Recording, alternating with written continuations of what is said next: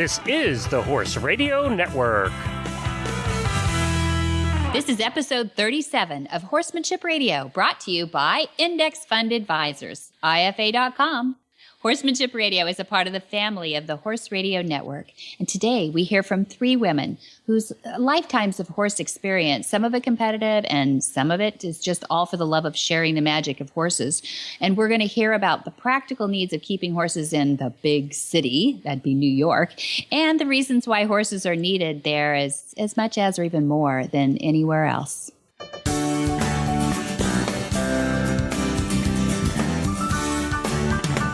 This is Debbie Laux, and you're listening to the Horsemanship Radio. Thank you for joining us. Horsemanship Radio airs on the 1st and the 15th of the month, and I have my producer, Glenn, with me today. How are you, Glenn? Good, and it's my job to embarrass Debbie today because you made the big mistake of telling me what you're up to very soon, that you're going to, what number is it for a high school reunion? What was it again? Has a 4 in it somewhere. Is it 40th, right? 40th, yeah. Unbelievable, Glenn. I can't believe it. I can't believe all those other people that I went to school with got old. They look old. And you go back and you don't recognize anybody. I mean, there are a few people that look the same, that haven't changed at all. And then there's the ones that just are completely different. It's like, the rest of us. Yes. Sounds like you have an experience. I do. You know what I made the mistake of doing once? I think it was the 10th or 15th reunion. I had the acting company then, and we did medieval feasts. And I played the king, and my wife played the queen, and we had a cast of about 20 jesters and jugglers and wenches and just the musicians and yeah, we had a whole cast. And the reunion was coming up, and they were looking for entertainment for the reunion. And of course, I volunteered, so I actually went in as the king along with some of my cast to do the high school reunion. And I performed at the high school reunion. And then I couldn't even stay because we had another show to do right after that. So we left. Yeah. So I didn't even get to stay and talk to anybody. It was like, okay, come in, do the show, get changed, and leave. But yeah, I actually did and then we did a lot of improv stuff. So, and told stories and made fools out of people. So I picked on the people that picked on me in high school. And I got revenge during that little segment. I did. I picked on them for the worst segments that I could think of. That's perfect. Yeah, it was nice. That's perfect. Everybody wants to live that now, Glenn. Exactly. But did they recognize you? I guess. Yeah. I hadn't changed that much at that point. What do you mean at that point? Yeah, now I have. A lot more gray now. That's great. I could just see this now as a new theme for reunions. Well, I'm coming up on 35, so I'm not too far behind you. It's 35 this year. Okay, baby. Okay. Yeah, no, it'll be fun to see everybody because I went to a really small high school. I went to a high school that had less than 100 kids in it. It was 5 grades. Oh, wow. Could you believe that? And it was how many show up? 3 for the reunion? No, we're recruiting. Are you kidding? There's not very many of us. So we are recruiting. Most of us are still alive. Ha ha ha. You laugh at that, but some of the ones in my class have passed away since then now too. Well, we're not that old, but it could be drug overdoses and things like that. Car accidents. It was the 70s. Yeah. Cancer has gotten a few of them. Oh, that's sad. Yeah. That's sad. Well, those of us who stayed with horses are alive. I do know this part. So, hey, there's a health plug for horses. Now, where do you have to go? Where did you go to school? It's in Solvang. It's a private school there. Oh, you don't even have to go far. No, well, yeah, no. It should be that way, shouldn't it? Yeah. Oh, I didn't move very far from home. That's what I meant. It doesn't fall. Yeah. No, but it was a boys' boarding school, and the girls were day students. So the girls were pretty local, but the guys were from all over. So they're the exotic ones. They're coming from all over. Well, have fun. That'll be a riot. Have you gone to all of them? Have you gone to all of them? No, I go about every 5 years or so. Did you? No, you didn't. No, I haven't either. I haven't been back since we performed.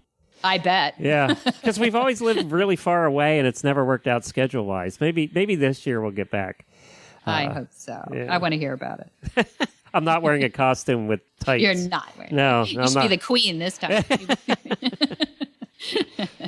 Okay, well, right after this, we'll get to our next segment, right after IFA.com. Hi, I'm Mark Hebner, president of Index Fund Advisors and proud owner of Monty Roberts Willing Partners graduate he's a sugar bear. You know, investment portfolios are a lot like horses. You need to find one that best suits you, your temperament, and your stage of life. Some people might like an energetic horse and an aggressive investment portfolio, while others are more comfortable with a gentle ride and a more conservative investment portfolio. The trick is to find the one that's right for you. That's what Index Fund Advisors is all about, matching people with portfolios, risk-appropriate, low-cost, and globally diversified investment portfolios. You can find the right portfolio for you by taking the Risk Capacity Survey at IFA.com. That's IFA as an Index Fund Advisors. Or you can call us toll-free at 888-643-3133. That's 888-643-3133. We have two women with us today. The first is Alicia Kershaw. She's a retired attorney and embarked on a lifetime of adventure, and she captained championship dragon boat teams. We'll have to ask her about that. Traveling and writing a hiking guide. And she co-founded GallopNYC. It's a therapeutic horseback riding program in New York City, for which she is now the executive director. And Alicia is a PATH International, that's a PATH certified instructor, and she's an auxiliary New York City Parks Enforcement Mounted Patrol Officer. So she is a horsewoman. She also serves on the Leadership Council of the Harvard Divinity School. She's married and has 3 children. And we'll also get to hear from a Kiwi. We get to hear from Sarah Jane Casey, who was born and raised in Auckland, New Zealand, and she rode competitively from a young age. And she was in show jumping and dressage, I believe. We'll talk to her about that and eventing. And then in 95 and 96, something like that, she placed 3rd in the New Zealand. It's a big championship in Taupo. And she rode and captained both the New Zealand Pony Club Championship team for eventing and dressage. And then she joined GallopNYC in 2007, obtaining her PATH International Advanced Certification in 2014. Welcome, Alicia Kershaw. You're founder and executive director of Gallop New York City. I'm so happy to have you here. Well, thank you. Yeah, GallopNYC, we call it, and we're right in the heart of New York City, serving 300 riders every week at Inner City Barn. That's amazing. Yeah, I want to talk to you a little bit about your volunteer army and some of the things that you're doing there, too. And we also have with us Sarah Jane Casey. She's born and raised in Auckland. I think you'll hear that. Hi, Sarah Jane. Hi, how you doing? I'm good. You don't sound too Kiwi. How long have you been here now? I've lived here now for 13 years coming up. So as I keep talking, you'll hear the accent keeps coming out. I haven't disguised it very well at all. But no, that's pretty good. Pretty good. We love to hear it. It's our producer, Glenn's, one of his favorite accents in the world. So, and we all love it, too. It's very friendly. And you have some amazing horse flesh down there in New Zealand. I'll start with you a little bit. I know that you rode competitively from a young age, 8 to 20, something like that, in different sports. Yeah. Mm-hmm. And how'd you do? Yes. Sorry, I just cut you off there. What did you say? So what are some of the sports that you were involved in? Well, mainly by the end of my competitive riding, it was just eventing, 3-day eventing. But right from the start, I think I always did a mix of dressage, show jumping, and then a little bit of show riding right off the bat. But we sort of quickly discovered that eventing was our sport, given it wasn't as biased as the rest. But I really enjoyed all the 3 different skills, and it was just at that point where I think that either I had to go professional or have a life. Yeah. Even though that is a great life, it was just a different life to what I was thinking I would have. So at that point, that was when I stopped. But it was such a wonderful experience, and we met some incredible people in New Zealand. You have a beautiful country there, very pristine, and the horsemanship, both the racing industry we're related to, and then just the raising of all those babies out in that pure. You guys don't let anything get in there into New Zealand that right. I mean, that's a different species we're sort of dealing with. I mean, we don't really have any predators to really worry about. I mean, we have natural disasters, of course, but then as far as pest control, and we don't have the snakes, we don't have the fox, we don't have the coyotes. I mean, so and all the extreme weather, really, where I was from in Auckland. So it has a whole different element to it. Having a horse here versus New Zealand is very different. So tell me, why would a lovely young lady, we'll see your photo up there, who's raised out in Auckland, New Zealand, on horses and everything, pick up and move all the way to New York City? Well, I decided, of course, this was a logical way my life should go. As I was horse riding, I ended up doing some work on Xena, Warrior Princess, and Hercules, all on horseback, of course. So it was there I decided that I should be an actress. Oh, it wasn't the horses acting. That was my logic to the whole thing. And then I ended up actually coming over to go to the neighborhood playhouse here in New York, and I did the 2-year program. And I am, I balance sort of a life now between acting and horse riding and motherhood. So it's all worked out rather nicely for me. The horses came full circle and came right back, which I feel incredibly fortunate to have here in the city. And still acting, and my husband's in the arts as well, and I have a beautiful young son now. So we just balanced that out. So I ended up here. That is amazing. That's a great story. And Alicia, I want to hear a little bit about your story too, because I want to see what two worlds you guys bring together here. You were an attorney. You're a powerful woman in your world, and you up and just retire from that and embark on a life of adventure. What's your circle? What happened on your journey? Well, I grew up on a farm and we had horses. I actually fox hunted, dating myself, but did that with my family. And my father rescued a orphan colt. So I raised that colt and trained him in my own kind of idea of natural horsemanship at the time, before it was actually labeled that. Probably, yeah. I really loved horses, but then life went on, and I never really had much time to ride or be around horses, legal career, raising my family, all that.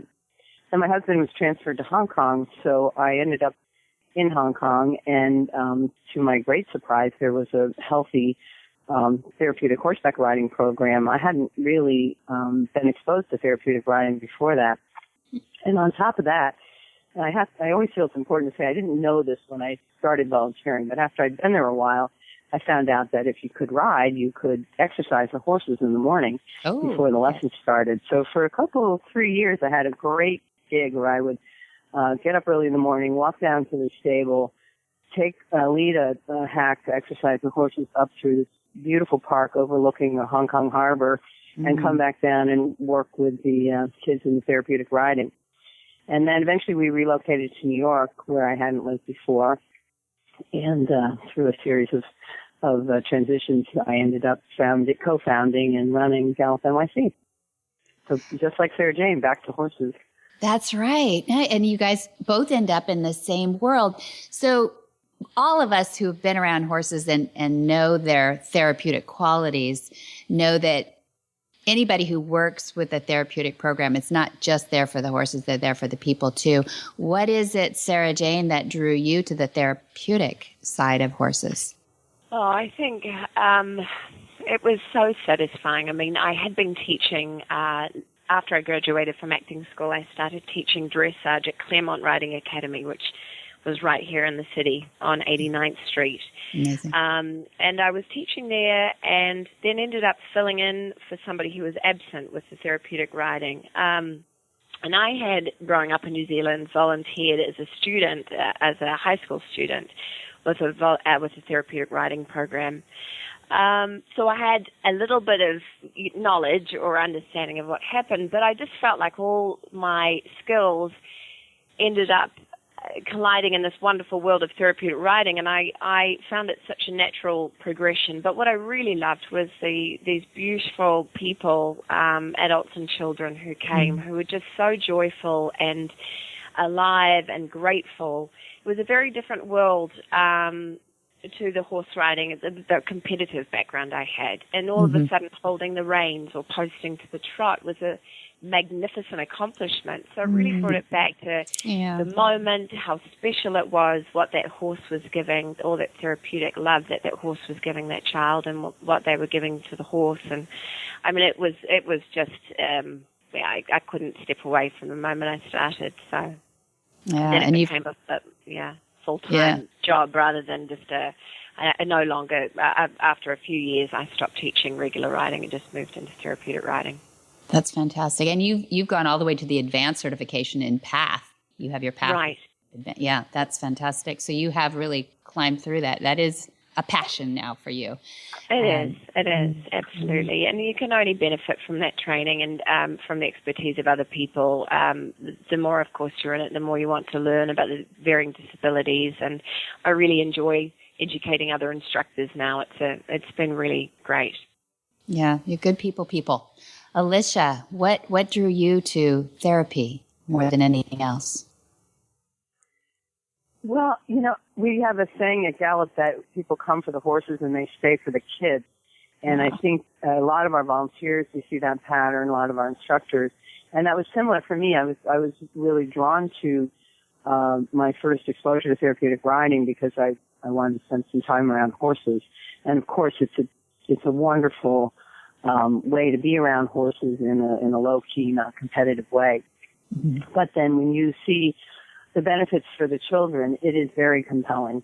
And I was laughing when Sarah Jane mentioned, kids learning to post or steering. And I do sometimes come home from lessons and laugh at myself because I have this just ecstatic over, what's really rather a small accomplishment. But for that child, sometimes those small accomplishments are really very, very significant. And you feel like you win the lottery when you get a kid to do something. So it's just been very, very satisfying and rewarding to be in that environment.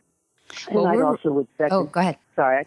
I also would second what Sarah Jane said. It's the people that we work with and meet are just, it's just the most rewarding aspects of it is the families that we work with and the kids that we work with.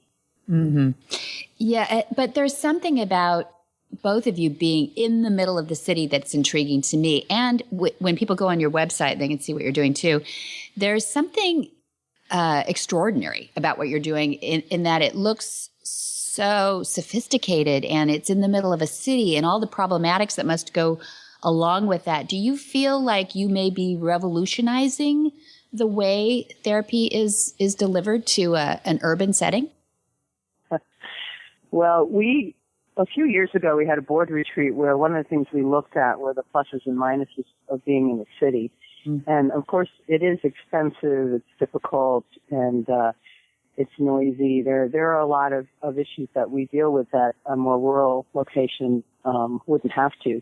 But we also have one thing that people overlook, I think. We have a huge population of people that need us. We have 300 riders every week, and we have another 300 on our waiting list without even doing any outreach for riders. Yeah. And that's actually a very rich resource. We really don't have to worry about finding people who want to work with us. And then there are a lot of financial resources and support resources. We have a lot of partners who help us with legal analysis, financial analysis, fundraising, all kinds of great resources in the city. So it's proven to be an excellent place to be.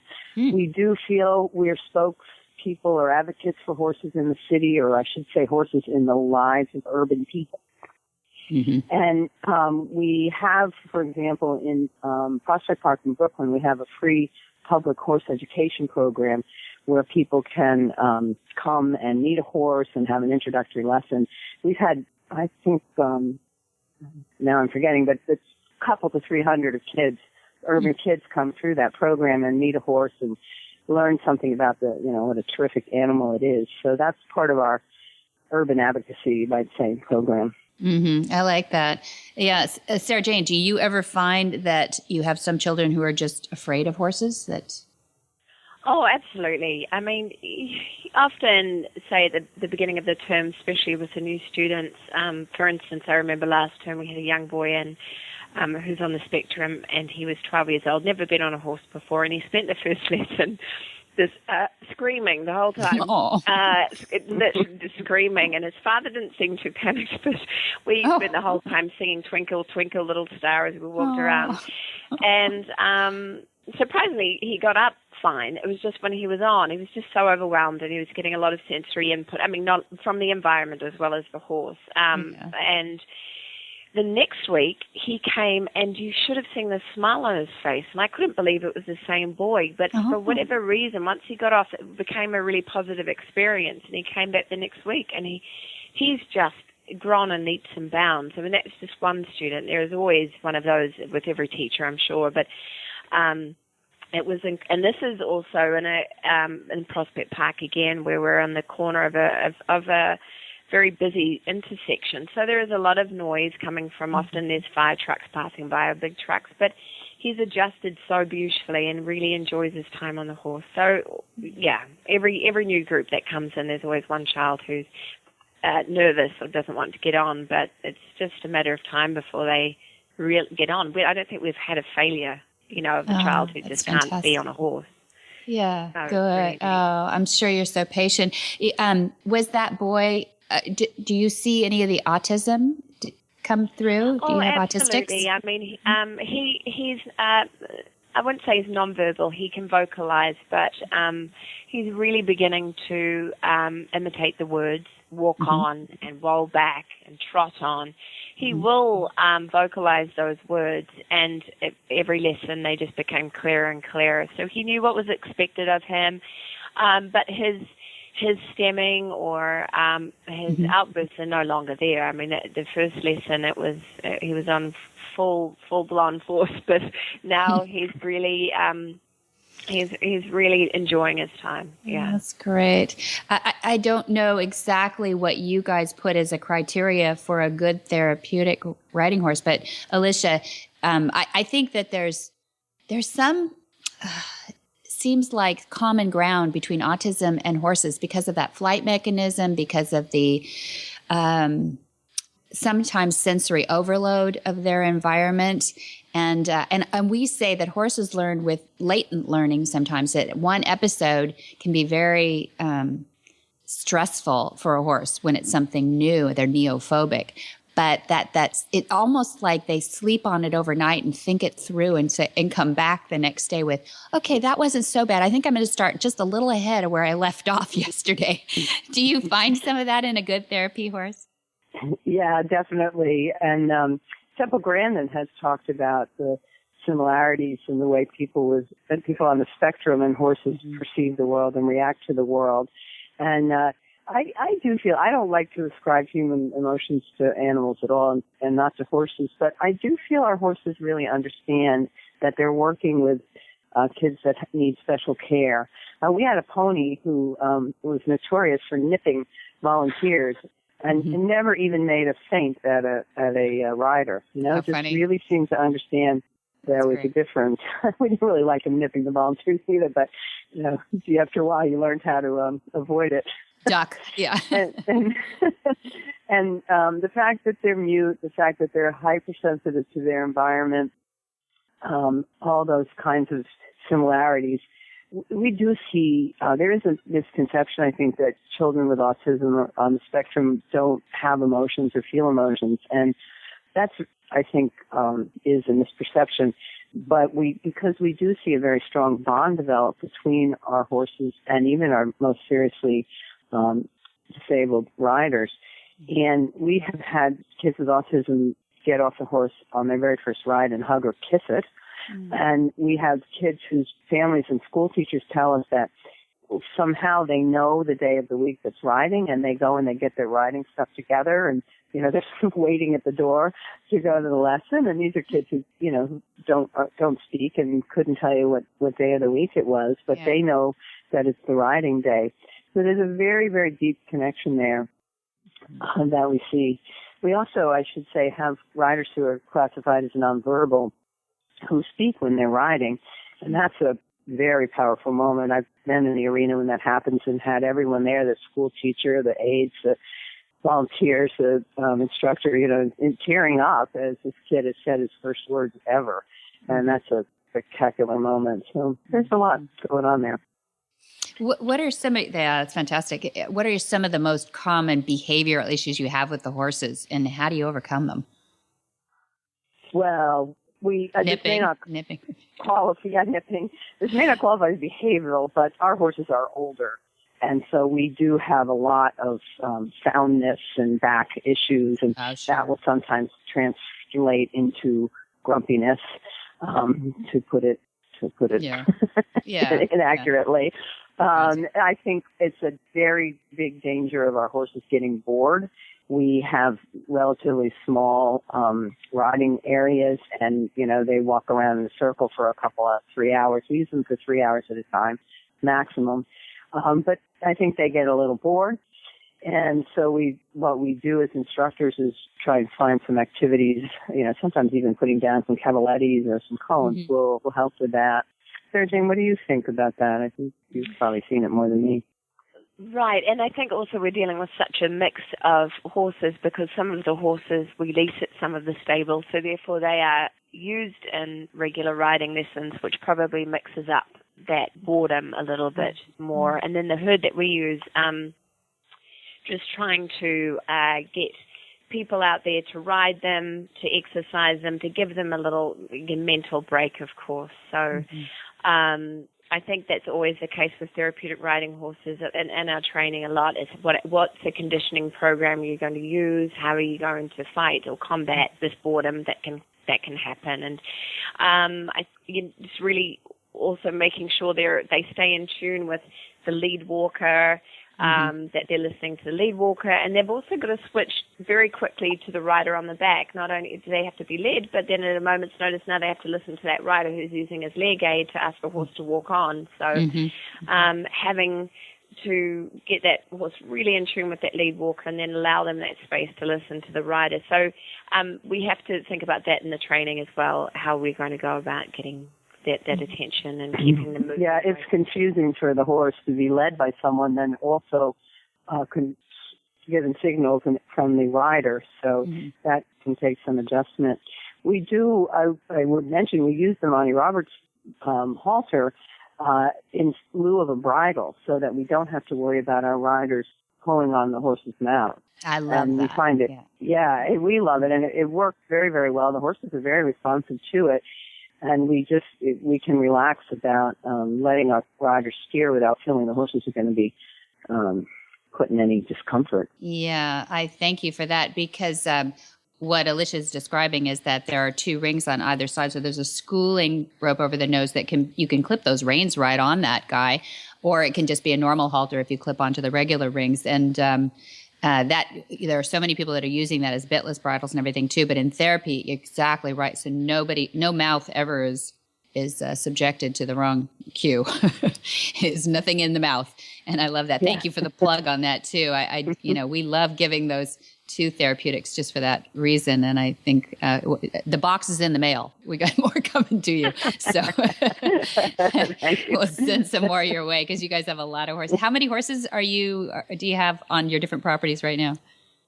Well, we own, we're just about to pick up our fourth horse, at least one pony, and we have two rescue horses, and we're just about to adopt a third rescue horse from the Standard Bred Retirement Foundation.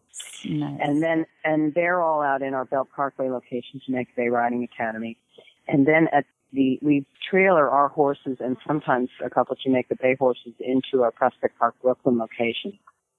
And then we use regular commercial riding horses that we rent by the hour at the other three locations, Lynn's Riding Pool in Forest Hills, Riverdale in the Bronx, and Bronx Equestrian in Palm Bay Park.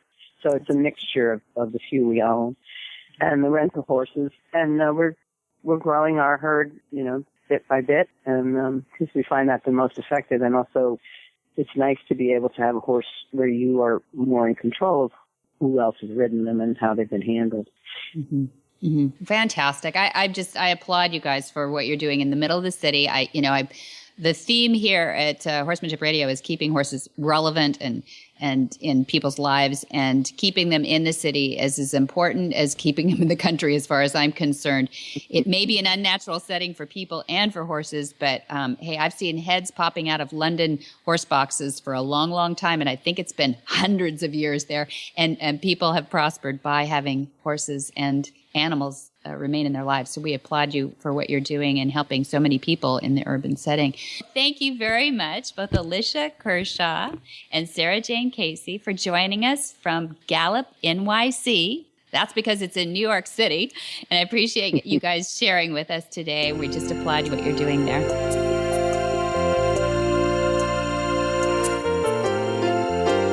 We all hear about omega-3 and how important it is for your horse's nutrition. But why? Well, simply put, horses were created to get all of their nutrition from live, natural grasses. Omega-3 is an essential fat found in many types of live grasses, and it's critical to the horse's health. If they were living on live grasses 24/7, they would be receiving enough omega-3. But in today's world, most horses are fed commercial feed and forage as their primary nutrition, and most of these are lacking in omega-3.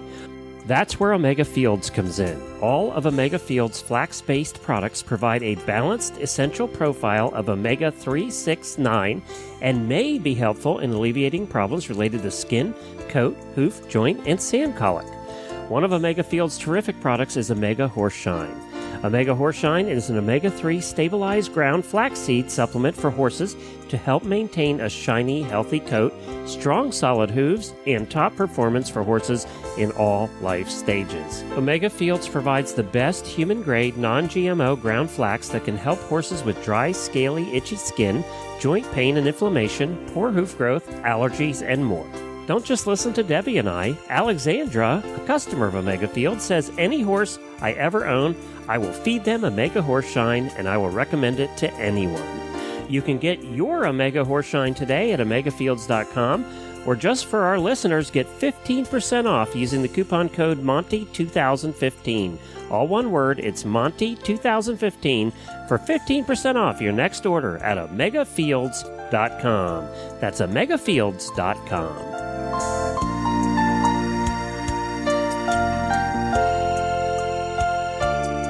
Christy Landwehr is the Chief Executive Officer of the Certified Horsemanship Association, or as I call it, CHA. And she is also a host. Some of you will recognize her from Horses in the Morning. And she is on the Horse Radio Network with Glenn Hebert. I don't think, is it once or twice a month, Glenn? It's once a month. She comes on and does the Certified Horsemanship Association takes over an episode every month. And Fantastic. It's the third Tuesday of every month.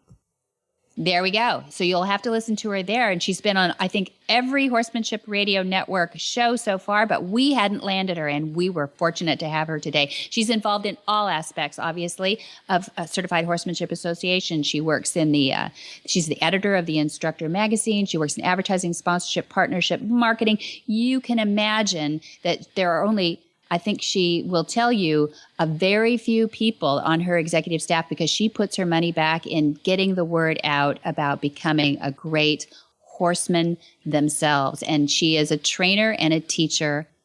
You're going to love her. Welcome, Christy Landwehr of CHA, the Certified Horsemanship Association. Thanks for joining us. Absolutely. Thanks so much for having me on today, Debbie. I really appreciate it. No, we appreciate you, because a horseman like you, who has so much experience and is running a whole association full of horsemen, which I know can be opinionated, you must be a people person extraordinary. You know what they say, you don't talk about politics, religion, or bits and bidding at the dinner table. That's great. Do they say that? I believe it. We don't at our table either. That's right.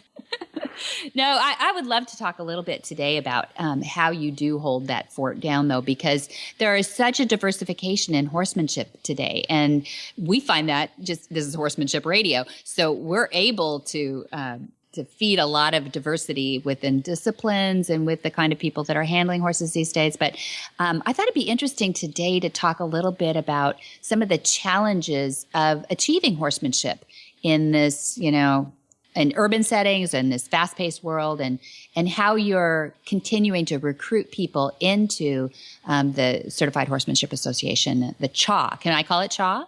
You can. We have some people that really don't like it being called CHA, and then some people that don't mind it at all. So absolutely, I have no problem with that. I say as long as it's getting out there and people know who we are and what we're doing, that's great. And you brought up a very good point about when you get a bunch of opinionated people in the room, how do you kind of sift through all of that? And I think one of the reasons why CHA has started to really kind of make a name for ourselves and get on the map a little bit more is that we're all breed, all discipline.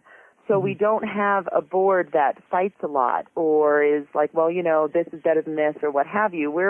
All we care about is it safe and is it effective with horses, and we like having fun while we do it as well. So those are kind of our main things. And if it's safety and education based, then CHA wants to be a part of it and wants to promote it. And we try really hard not to reinvent the wheel and do something that's already being done well by somebody else. And we try to really stick to our mission and our core, which most of our instructors actually teach beginners to ride, about 80%. Every time we do a membership survey, when we do one about every 3 years, comes back right around that 80% mark of us are first time. So the first time rider, whether it's a child, a teenager, or an adult, when they come to us, they are brand new. They don't have any idea at all about horses and riding. And then 20% of our membership does teach the show rider and the more competitive, advanced, person, regardless of if it's, what breed it is or discipline or even if it's trail riding type things, like they perhaps compete in AERC or what have you. But like I said, most of us, it's first touch. And so we get into a boardroom and we start discussing things and we just keep focusing on that mission. And if somebody starts to go down a rabbit trail, we say, wait a second, does it follow safety and education? And that's been a good thing for us for the last 48 years. Yeah, look at that. 48 years. Anything that's lasted 48 years these days is amazing. In this technological world, too, which is getting so far away from animals and animal connections, I love that. I'm proud of you.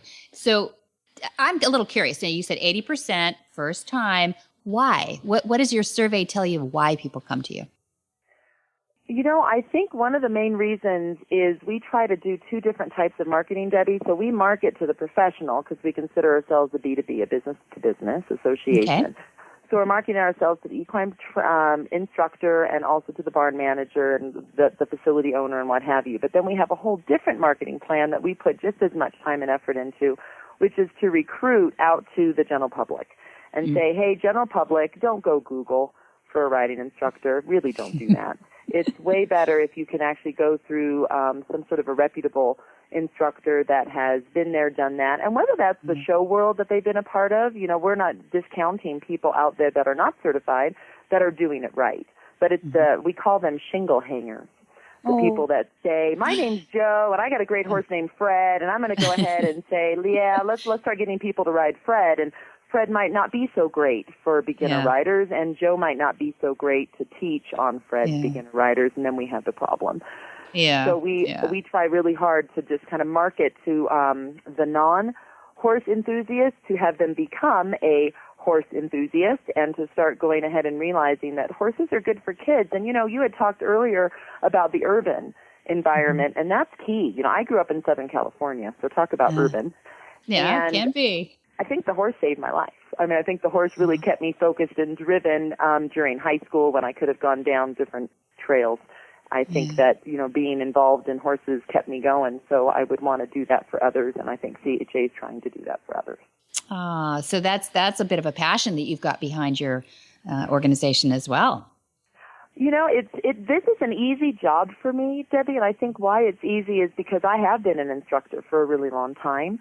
And I didn't know certification existed when I became an instructor. I just hung a shingle. I had a great horse, and I said, here I go. So I was one of those, and even though I had shown a lot and I had a lot of instructors myself, I had never been formally taught how to be a teacher and how to be an instructor and how to do that. And so when I went and actually learned about certification and achieved my master instructor rating through CHA, I cried. It meant more to me than getting my master's degree in journalism and marketing that I have from a university. Wow. Because no one's ever taught me how to teach. I had a bunch of instructors that I put together the Christy Landwehr way of teaching, And all of a sudden I had a third-party entity telling me, you do that all right. I said, well, excellent. I'm glad because I've been doing it a long time. So I'm happy that it's okay and it's safe and that it followed a set of industry standards that meant something. So that was key. So now that I run the association on the admin kind of staff side, it's fun because I still teach a little bit, not as much as I used to, of course, but I still enjoy the hands-on part of it, which is why I think that the passion is still there when I'm in the desk chair. Do you? So when you teach, when you actually do get out of that chair, do you go for the high end? Are you more advanced students, or do you like to go back to those beginners?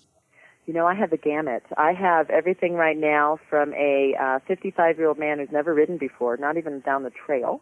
Wow. And that's what's so great about our sport, right? We can teach a variety of different people, age-wise and health-wise and physical fitness-wise. And so he is a beginner. And then I do have a client right now who's learning flying lead changes. She's a 3-day eventer, and her lead changes aren't great, so I'm teaching her some lead changes.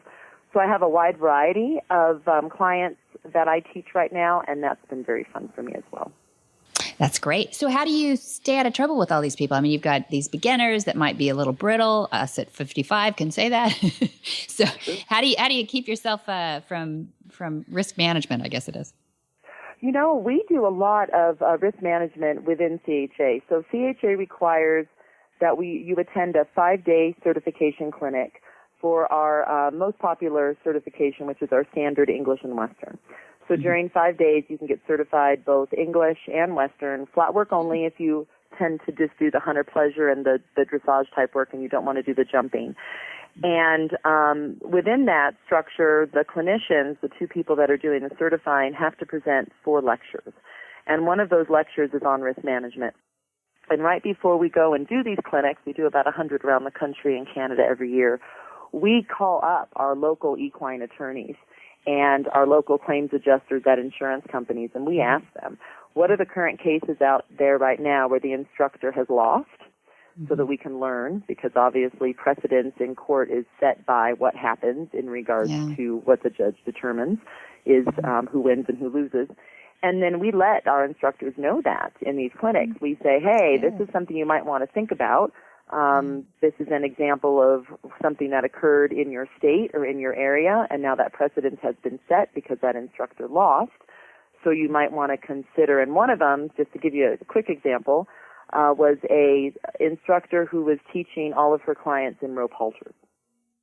So instead of teaching them in bridles and those kinds of things, and in this particular court case, it was deemed that you shouldn't necessarily teach somebody in a rope halter. That doesn't mean that we shouldn't ride in them on our own personal horses, but when you're putting somebody up on a horse, it might not be the greatest idea, especially if they're a beginner, to put them in anything other than something that is supposed to be used for that, which is like a boselle or a hackamore or a bitless bridle, right? Or whatever the case may be. Yeah. Got to have some breaks in there somewhere. Yeah. Yes, absolutely. Yeah.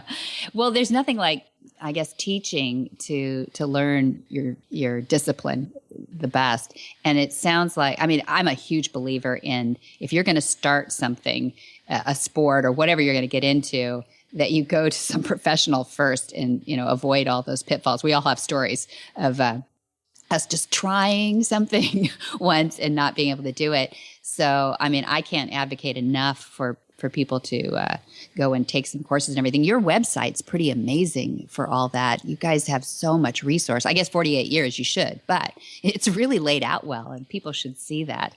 I can't imagine what kind of army you must have for all these resources. Do you have a huge national team that runs this?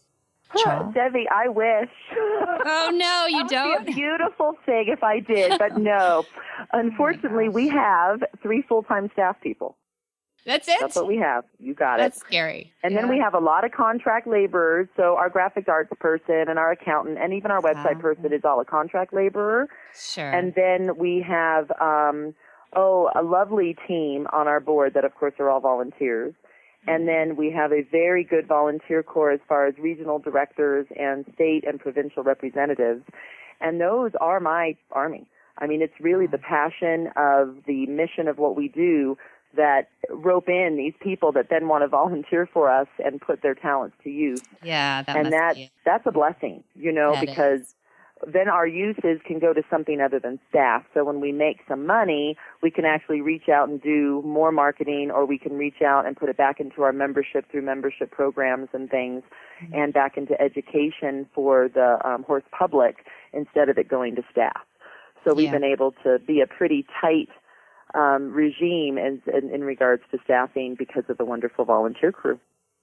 You're amazing, and so are they. Thank them for us, because we're really happy what you're doing out there to keep horses relevant in everybody's lives and keep people riding. It's great. I would love to have you back, if you will agree, Christy, for some tips, because we do have a component of the show that is trainer's tips, and I can't imagine a better person.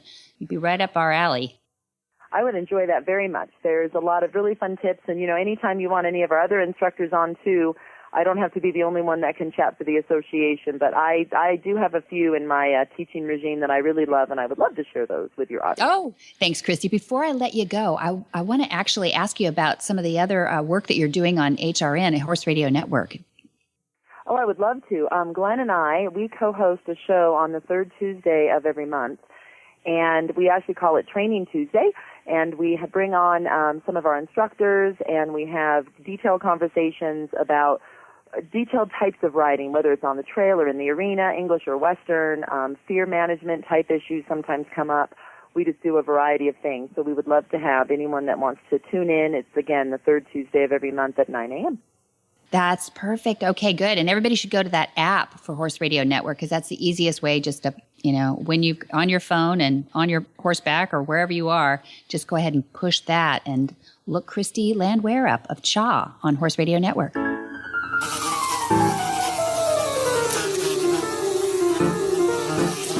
Monty Roberts has been using and talking about CoreGem for 4 years now.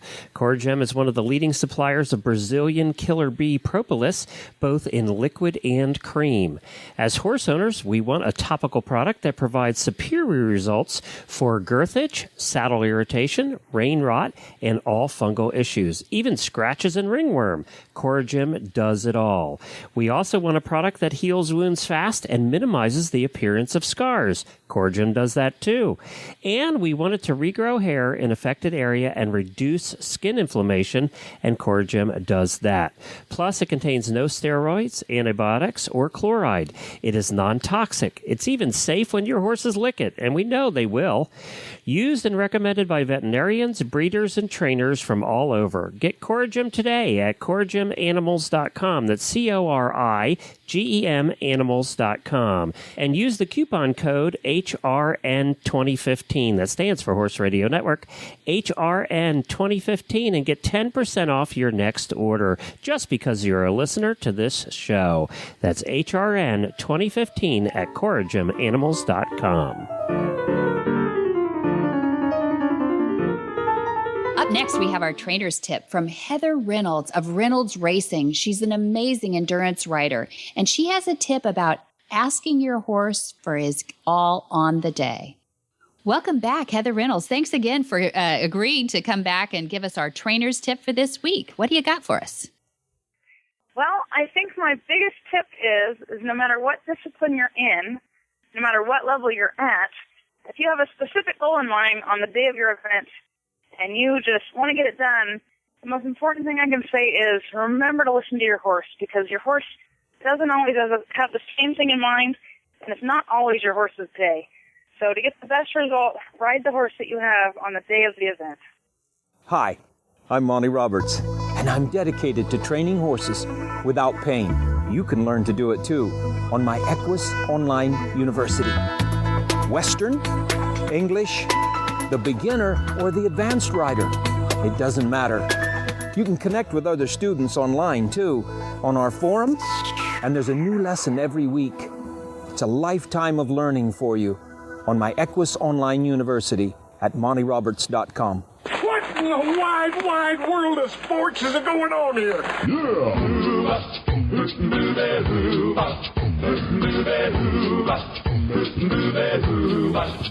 Where in the world is Monty Roberts? Monty is looking forward to meeting some new friends, two-legged and four-legged. April 6, 17, and 19, he'll be in Germany. So that's April 6, 17, and 19 in Germany. And then he's off to Hungary, April 11 and 12. And then Melbourne, Australia, April 25 and 26. Shepparton, Australia, April 29. And Canberra last on May 2 and 3. And then he gets back to California just in time for our Certified Instructors Conference, which will be in the middle of May and for his 80th birthday. 80 push-ups on 80, remember? Is he still practicing his push-ups? Like a madman he is. Is he good? All right. He said it on this show that he was going to do 80 on 80. He exposed it. Yep, now he's living it. That's right. And he started tour this week. So we're going to see him in Arizona, too. So he'll be demonstrating his mastery of 80 and 80. Okay, great. And you can also see more about Monty's schedule and everything, Monty at montyroberts.com, or give them a call at 805-688-6288. And for details about today's show, go to horsemanshipradio.com, where you can find links and photos and all the past episodes. That's the best way to listen to back to episode number 1, although Debbie would probably prefer you didn't listen to episode number 1. And as always, we love your feedback, so follow us on Facebook. Just search for Monty Roberts on Facebook, and Twitter, Monty_Roberts. Very good. And get that app in there, too. Yeah. Well, our app's the easiest way to listen to all the shows on the Horse Radio Network, all 8 of them. Just search for Horse Radio Network on iTunes or on the iOS or Android apps, and you'll find Horse Radio Network on there. It's free, and it's easy to use. It is. And many thanks to our sponsors, too. And be sure to visit all the other great shows we talked about on the Horse Radio Network at www.horseradionetwork.com. And until next time, have many happy horse hours.